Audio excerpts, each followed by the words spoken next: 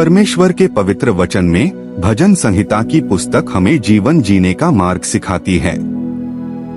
भजन संहिता में कुल 150 भजन हैं और इसका पहला अध्याय हमें 2 रास्तों के बारे में बताता है, धर्मी का मार्ग और दुष्ट का मार्ग। आज हम भजन संहिता अध्याय 1 वचन 1 से 6 तक का गहराई से अध्ययन करेंगे ताकि हम समझ सकें कि परमेश्वर किस जीवन को धन्य कहता है। परमेश्वर का वचन कहता है, क्या ही धन्य है वह पुरुष जो दुष्टों की युक्ति पर नहीं चलता और न पापियों के मार्ग में खड़ा होता और न ठट्ठा करने वालों की मंडली में बैठता है। यहाँ धन्य शब्द का अर्थ है अंदर से संतुष्ट, शांति से भरा हुआ और परमेश्वर की कृपा में रहने वाला व्यक्ति। परमेश्वर सबसे पहले यह नहीं बताते कि धर्मी क्या करता है, बल्कि यह बताते हैं कि वह क्या नहीं करता। वह दुष्टों की सलाह नहीं मानता, पाप के रास्ते पर खड़ा नहीं रहता और उन लोगों की संगति नहीं करता जो परमेश्वर का मजाक उड़ाते हैं। यह हमें सिखाता है कि जीवन बदलने की शुरुआत गलत संगति से दूर रहने से होती है। आगे वचन कहता है, परंतु वह तो यहोवा की व्यवस्था से प्रसन्न रहता है और उसकी व्यवस्था पर रात दिन ध्यान करता रहता है। धर्मी व्यक्ति की खुशी संसार की बातों में नहीं, बल्कि परमेश्वर के वचन में होती है। वह केवल रविवार को ही नहीं, बल्कि हर दिन परमेश्वर के वचन पर मनन करता है। जैसे कोई व्यक्ति किसी प्रिय की बातों को बार बार याद करता है, वैसे ही धर्मी व्यक्ति परमेश्वर के वचन को अपने हृदय में रखता है। फिर परमेश्वर एक बहुत सुंदर उदाहरण देते हैं। वचन कहता है, वह उस वृक्ष के समान है जो बहती नालियों के किनारे लगाया गया है और अपनी ऋतु में फलता है और जिसके पत्ते कभी मुरझाते नहीं। यह चित्र हमें बताता है कि जो व्यक्ति परमेश्वर के वचन से जुड़ा रहता है उसका जीवन सूखा नहीं रहता।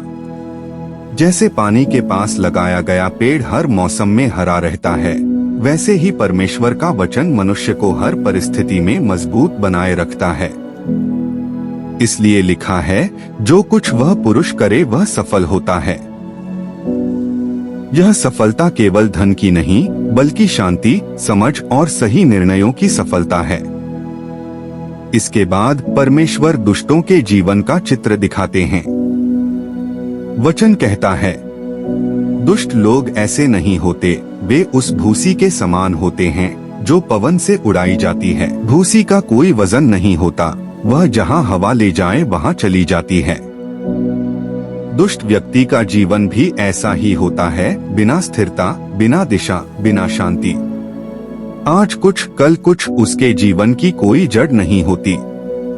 आगे लिखा है, इस कारण दुष्ट लोग अदालत में स्थिर न रह सकेंगे और न पापी धर्मियों की मंडली में ठहरेंगे। इसका अर्थ है कि परमेश्वर के न्याय के समय केवल वही स्थिर रह पाएगा जो धर्म के मार्ग पर चला है। जो लोग पाप में जीते हैं वे परमेश्वर की पवित्र उपस्थिति में खड़े नहीं हो पाएंगे। अंत में परमेश्वर बहुत स्पष्ट बात कहते हैं, क्योंकि यहोवा धर्मियों का मार्ग जानता है, परंतु दुष्टों का मार्ग नाश हो जाएगा। यहाँ जानता है का अर्थ केवल जानकारी नहीं, बल्कि देखभाल करना और मार्गदर्शन देना है। परमेश्वर धर्मी के हर कदम को देखते हैं, लेकिन दुष्ट का मार्ग अंत में विनाश की ओर जाता है। इस पूरे अध्याय से हमें एक सीधी और सच्ची शिक्षा मिलती है। जीवन में 2 ही रास्ते हैं। एक रास्ता परमेश्वर के वचन से जुड़ा है जो जीवन और आशीष की ओर ले जाता है।